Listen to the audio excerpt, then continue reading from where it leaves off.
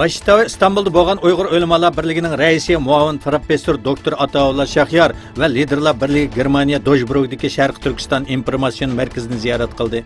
Ko'rishda Sharq Turkiston masalalari to'g'risida o'zaro fikr almashtirdi.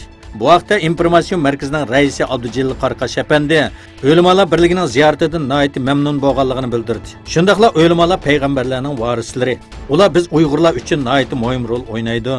Türkiye ve Avrupa'nın o'xshamagan davlatlardan tarkib topgan o'limalar jamiyatining go'zal g'oyali xizmatlarini har tarafdan qo'llaymiz dedi.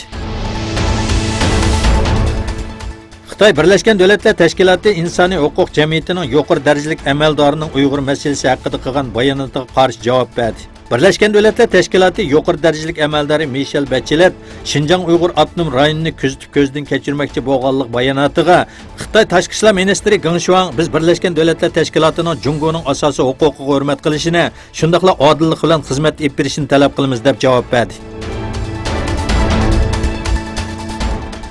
Xitoyning Xunan o'lkasi Mejangshan noyistiki bir maydonda qasddan mashina bilan zaxmlantirish voqeasi yuz berdi. Voqeada 9 odam o'lgan, 46 odam yaralangan. Buning ichida 3 kishi og'ir yordar bo'lgan. Jinoyat sodir qiluvchi burunmi o't qo'yish va qasddan odam zaxmlantirish jinoyatini sodir qilgan bo'lib, bu qitimqi voqeani maqsadli sodir qilganligi aniqlangan.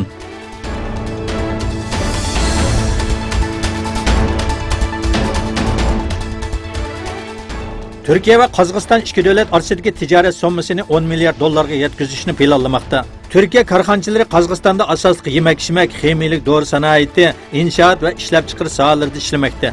Hoddiga ilish bo'limlarida Türkiye shirkatlarining faoliyatlari kundan kunga oshmoqda.